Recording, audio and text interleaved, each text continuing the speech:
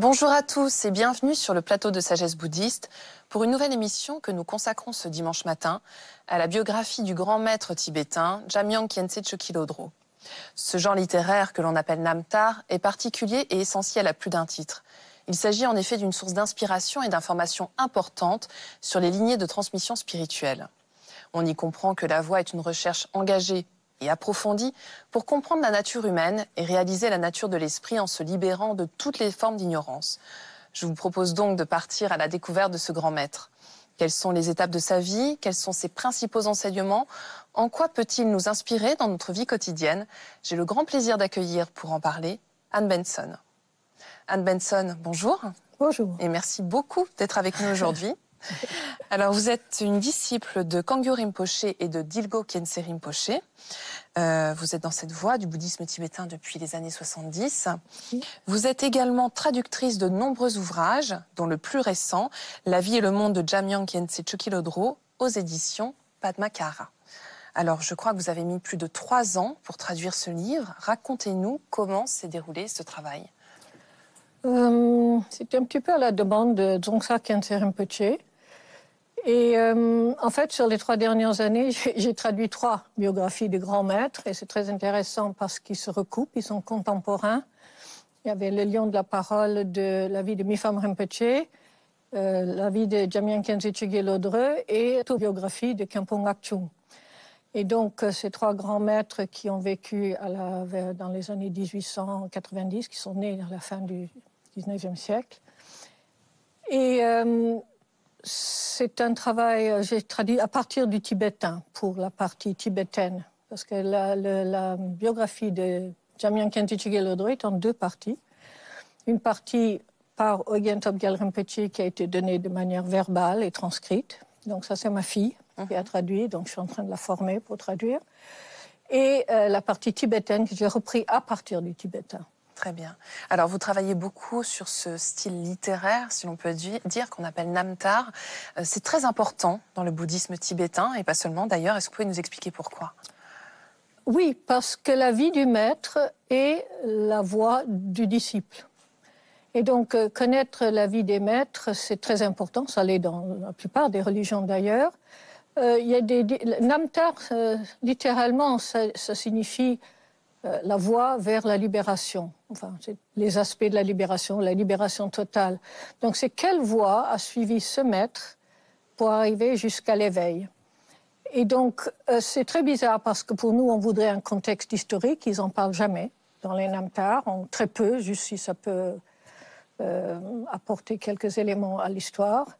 C'est plutôt une hagiographie, dans le sens où c'est fait. Alors, une hagiographie, techniquement, c'est ce qui inspire la dévotion et qui donne l'envie d'imiter le maître. Donc c'est une source d'inspiration, vraiment. Voilà, c'est ça. Et en même temps, c'est pour que le maître soit ramené à un niveau où on peut imaginer que c'est possible de faire un petit peu ce qu'ils ont fait. Alors, ces textes, ce qu'il faut dire aussi, c'est qu'ils sont essentiels au patrimoine tibétain, mais que les Occidentaux aussi donc, peuvent vraiment s'en nourrir.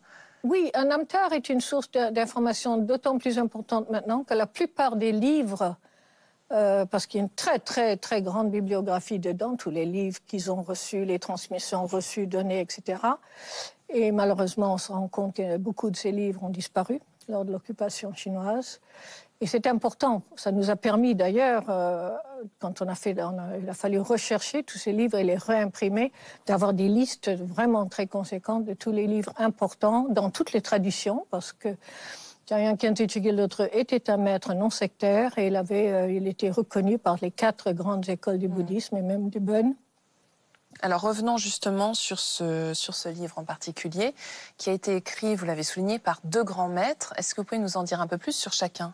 C'est en 2 parties, parce que Dzongsa Khyentse Rinpoche a trouvé que les biographies classiques sont difficiles à lire, sont extrêmement profondes, c'est très important, mais difficiles à lire, et que ce serait bien que Ogyen Tobgyal Rinpoche, qui est le fils d'un codisciple de Jamyang Khyentse Chökyi Lodro et qui a été très proche de Jamyang Khyentse Chökyi Lodro, nous explique tout ce qu'il connaissait de sa vie. Donc là, c'est très vivant, c'est très provocateur, on comprend un petit peu ce qui se passait au Tibet. La deuxième partie, c'est le Namtar classique, où est-ce qu'il est né, qu'est-ce qu'il a fait dans son enfance, ses études, avec quel maître il a étudié, toutes les listes de tous les enseignements, initiations et C'est très exhaustif alors. Voilà. Et après, sa pratique, son éveil, et qu'est-ce qu'il a transmis et qu'est-ce qu'il a fait pour les êtres. Ce qu'il faut préciser, c'est que ces 2 maîtres sont des émanations de Manjushri. Alors, Ogyantop Rinpoche, lui, se considère comme un disciple de Jamyang Khyentse Chögye Lodrö. Jamyang Khyentse Chögye Lodrö, lui, était reconnu comme un disciple de Manjushri. Donc, la lignée, c'est Manjushri, Vimalamitra, Longchenpa, Jigme Lingpa, enfin, il y en a eu bien sûr entre. Et Jamyang Khyentse Wangpo le Grand, dont Jamyang Khyentse Chögye Lodrö est disciple, et celui qui a écrit la biographie d'Ilgo Khyentse Rinpoche, que beaucoup de bouddhistes en France ont connu, était aussi une incarnation et de Manjushri et de Jamyang Khyentse Wangpo. Donc ils étaient 2 incarnations du même maître. Donc il écrit l'histoire de son autre incarnation. Enfin, c'était un Donc des... Manjushri est vraiment central. Rappelez-nous. Bien sûr, Manjushri était un des bodhisattvas, des 8 bodhisattvas proches du Bouddha Sakyamuni lui-même. Et donc, il est l'aspect de sagesse, de l'intelligence du Bouddha. Et avec les deux autres grands bodhisattvas qui sont Vajrapani, qui est la force, et Chenrezig ou Avalokiteshvara, qui est la compassion.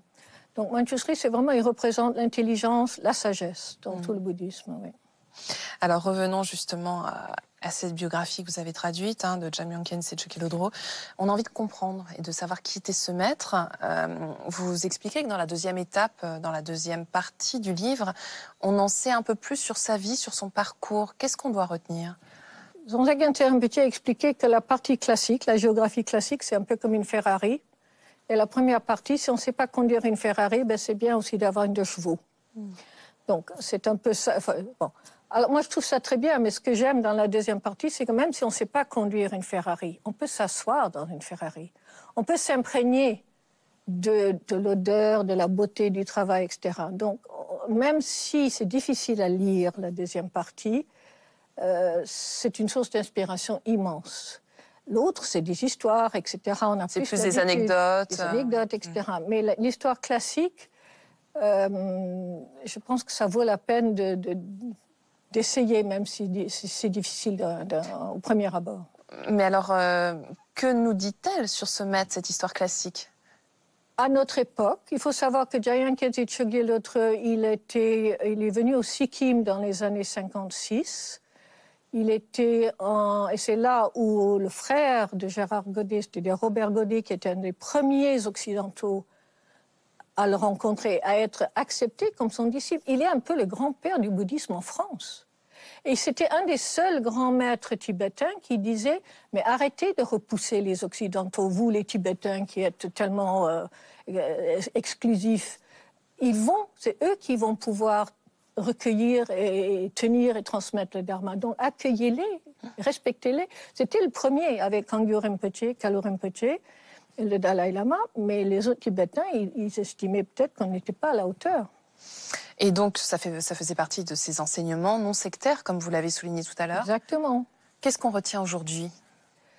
Il y a 12 volumes.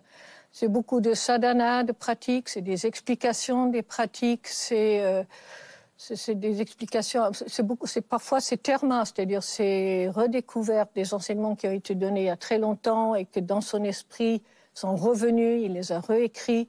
Après, il a retrouvé cela dans les textes vraiment qu'on a retrouvés dans des grottes, etc., qui étaient les mêmes que ce que lui, il avait redécouvert dans son esprit. Et il était surtout connu pour avoir une approche très directe au niveau de la pratique. Les gens venaient le chercher de toutes les écoles du bouddhisme, d'abord parce qu'il avait toutes les transmissions dans toutes les écoles, et parce qu'il les transmettait parfaitement en accord avec chaque école, il ne mélangeait jamais rien, et parce qu'il avait réalisé tout ce qu'il enseignait. Il avait fait toutes les pratiques qu'il avait reçues, il les avait toutes faites. Donc c'est vraiment une transmission vivante d'une sagesse qui nous vient depuis le Bouddha à travers tous les maîtres et disciples. C'est extraordinaire. Et alors justement, comment est-ce que les personnes qui assistaient à ces enseignements, et encore aujourd'hui, pouvaient et peuvent encore mettre en place justement ces outils, si on peut les appeler comme ça, dans leur vie quotidienne? On a les livres, mais ce qui est important, c'est la transmission vivante. Mais lui, qu'est-ce qu'il nous dit de faire? C'est une vie de pratique et au service des autres. Il n'était que compassion et sagesse, et toute sa vie, ça n'a été que ça. Donc déjà cet exemple-là, on peut prendre l'exemple de la compassion, de la générosité, mais il a passé presque toute sa vie en pratique. Donc ce n'est pas une voie forcément accessible à nous qui travaillons dans la vie quotidienne. C'est une inspiration, certainement. Et c'est peut-être un exemple qui peut nous donner une petite idée de l'immense valeur des enseignements et de ce que les grands maîtres ont à transmettre. C'est trop facile maintenant de prendre des petits bouts et d'appeler ça mindfulness, etc., sans le relier à la source véritable, parce que ce n'était pas fait pour être plus détendu, par moins de stress. Ces enseignements, c'est fait pour atteindre l'éveil, pour sortir du samsara. Donc c'est important de remettre dans les contextes. Je pense que ça ne les gêne pas qu'on l'utilise pour faire un peu de yoga, pour se détendre. Mais ce n'est pas fait pour ça. Alors, vous l'avez souligné, l'enjeu, c'est la transmission, qui passe donc par la traduction. Comment ça se passe en ce moment? C'est compliqué? Est-ce qu'il y a beaucoup de traducteurs qui peuvent... Ah non, il y en a de moins en moins. Malheureusement, en France, on a peut-être 4 ou 5 de l'ancienne génération. Et alors, la jeune génération n'est pas du tout assurée. On a des jeunes qui s'intéressent, mais comment les faire vivre le temps qu'ils prennent les 5 ou 10 ans nécessaires pour devenir de bons traducteurs? Il faudrait qu'ils puissent pratiquer 2 heures par jour avant de commencer à traduire, connaître parfaitement le tibétain, connaître parfaitement le français, avoir des notions en sanskrit. Ça prend du temps. Et pour terminer sur une note un peu plus optimiste, est-ce que vous pouvez nous parler du prochain livre sur lequel vous travaillez? Alors, je travaille, donc c'est celle qui va sortir, qui est terminée actuellement, c'est la vie de Khenpo Ngakchung. Alors, c'est une autobiographie. Alors, ça, c'est extraordinaire. C'est Manjushri Vimalamitra qui se raconte lui-même, qui explique quand il était petit, qu'il en avait marre de voir le ruisseau de montagne détruire le barrage que sa mère avait fait pour protéger leur tente pendant qu'ils gardaient les vaches et les moutons.